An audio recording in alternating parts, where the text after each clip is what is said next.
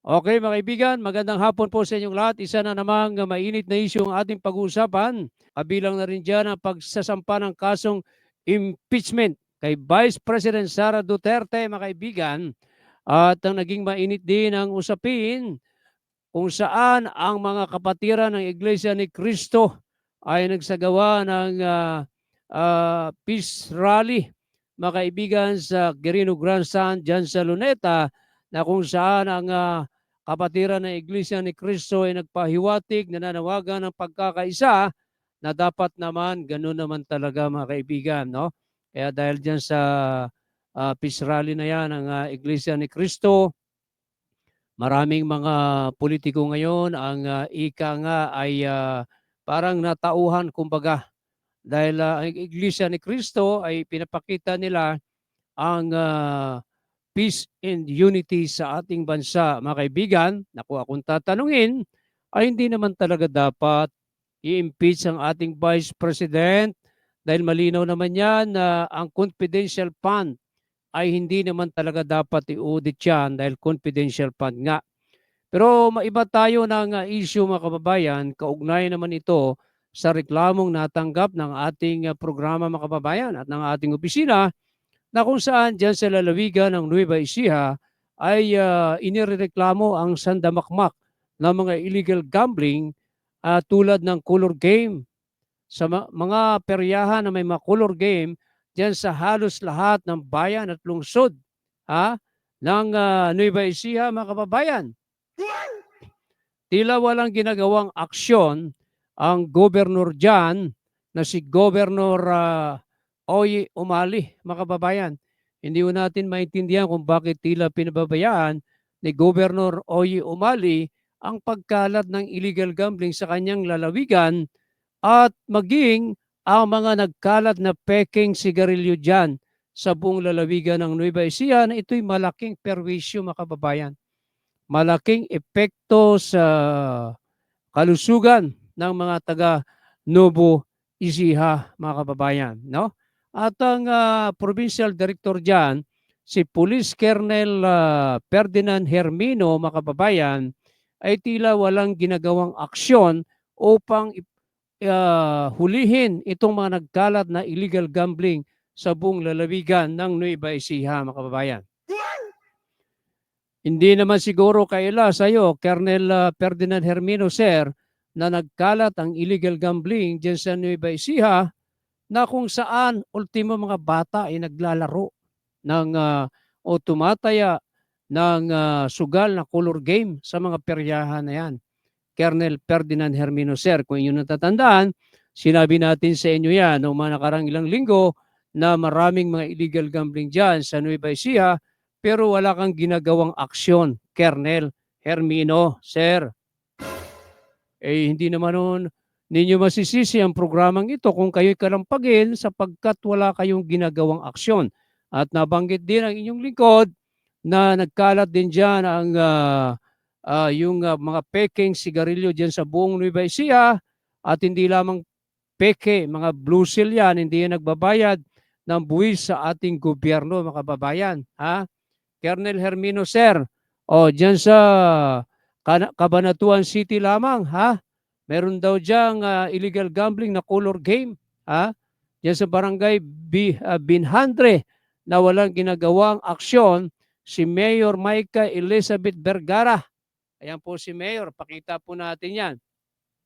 Tila pakaangkang din itong batang mayora na ito'y anak ni Mayor J. Vergara at ang nanay nito ay isang kongresuman. Ano ba naman itong ating mga politiko? Bakit kinukonsinti nilang mga illegal gambling na kung tutuusin, barya-barya lamang yan ang kita dyan, ha? Mayor Elizabeth Vergara, madam. At ang chief of police mo, pakaangkang din, si Police Colonel, Lieutenant Colonel Renato Morales. Ayan ang mama, pakaangkang din. Kung tutuusin naman, pag ayaw ng mayor, ayaw ng chief of police, ay talagang walang illegal gambling. Ha? Colonel Hermeno, sir. Dyan sa Muñoz, Nueva Ecija, talamak din dyan ang color game. Ha?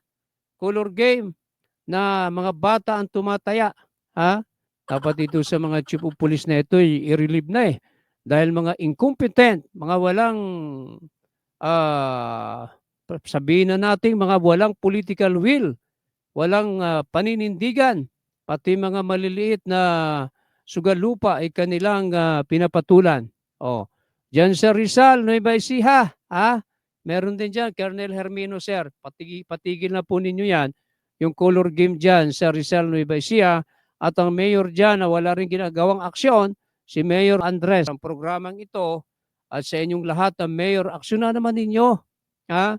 Yung mga illegal gambling sa inyong mga bayan at lungsod. Ha? Sa iyong Chief of Police, kay Police Major Damaso Feliciano Jr. Aksyonan mo yan. Ipatigil mo yung illegal gambling dyan sa Rizal, Nueva Ecija. Diba?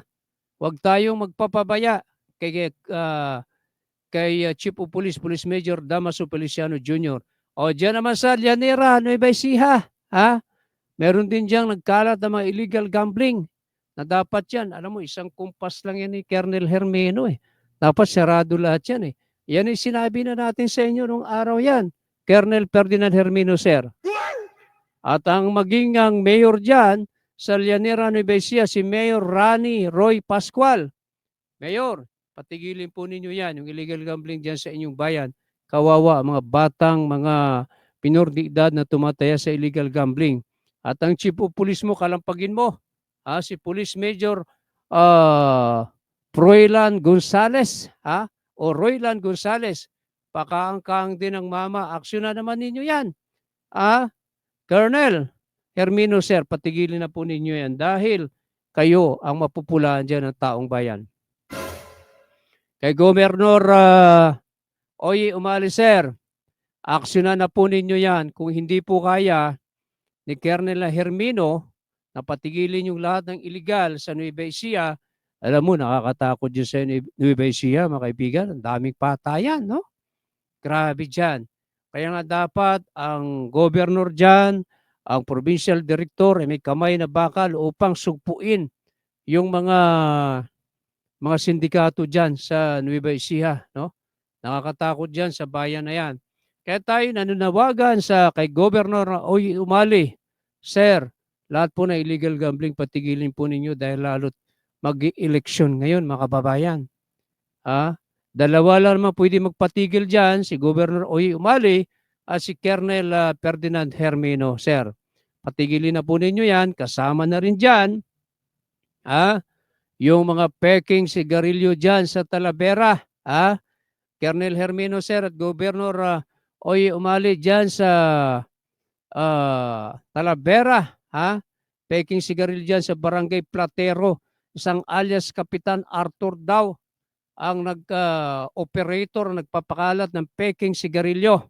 At dyan naman sa pang alias Camille, ng Barangay Marcos. Iyan din daw ay si alias Cap Camille. Siya din po yung big time operator o nagsusupply ng mga peking sigarilyo ng Barangay Marcos. Nariyan din si alias Ben ng Barangay si alias Ben ng anong barangay si alias Ben, no? Si alias Ben. Isa rin yang si alias Ben ay ng Barangay Andan, Alinyo. Si alias Ben ng Barangay Andan, Alinyo, kasama din po 'yan, mga kaibigan, no? Andan, Alinyo 'yan. At si alias Eric Pungay, ng Barangay San Pascual. Inyo po yang lahat ika nga ipaaresto yung mama na yan. Alam mo, malaking nawawala sa kabangbayan ng gobyerno dahil sa mga illegal gambling, sa mga peking sigarilyo, hindi nagbabayad ng tamang buwis. At ang mga illegal gambling naman ay kawawa yung mga biktimang maliliit, Colonel Hermino, sir. O yung kolektor daw ng mga peking sigarilyo dyan ay isang alias Ramon Miguel at isang alias Mike. Sino bang mga Poncio Pilato na yan?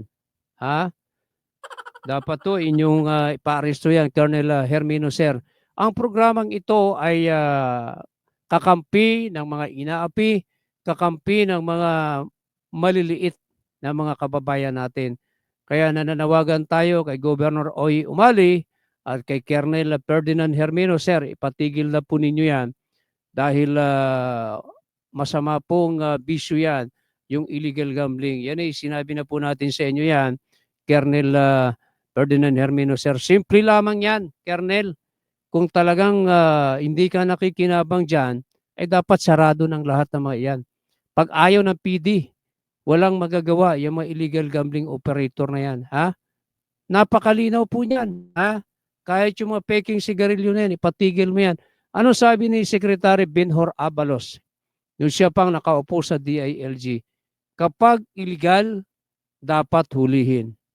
Matindi po yan. Yung sinabi ni Secretary Abalos na tumatakbo ngayong senador. Panoorin natin ang kanyang pahayag.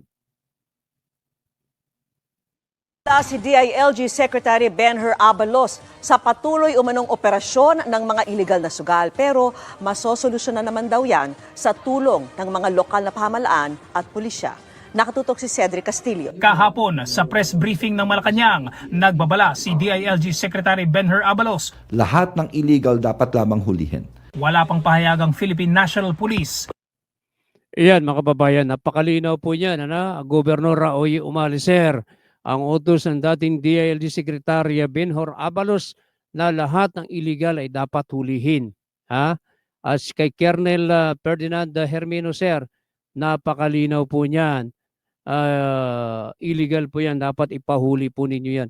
Ang programang ito ay hindi naniniwala na kayo, Colonel Hermino, sir, ay nakikinabang sa mga illegal gambling na yan, mga color game na yan. Pero ang tanong, bakit pinababayaan mo?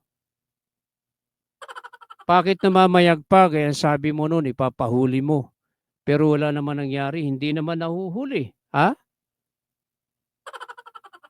Kami rito hindi naniniwala na tumatanggap ka, Colonel Hermino, sir. Pero sa oras na mapanood mo itong aming programa, abay dapat umaksyon ka na, Colonel Ferdinand Hermino, sir. Ha? Yan bang isasalubong mo sa bagong PNP Region 3 Director, kay Brigadier General Jean Pajardo, ang mga illegal gambling dyan sa Nueva Ecija? Kung kaya't ang daming patayan dyan, kung ating matatandaan, noong mga nakaraang ilang buwan, yung dating provincial director dyan, may balita natin ay mga tauhan niya, yung mga napatay na yan. Tila 5 yung inambush dyan, no, na mga riding in tandem.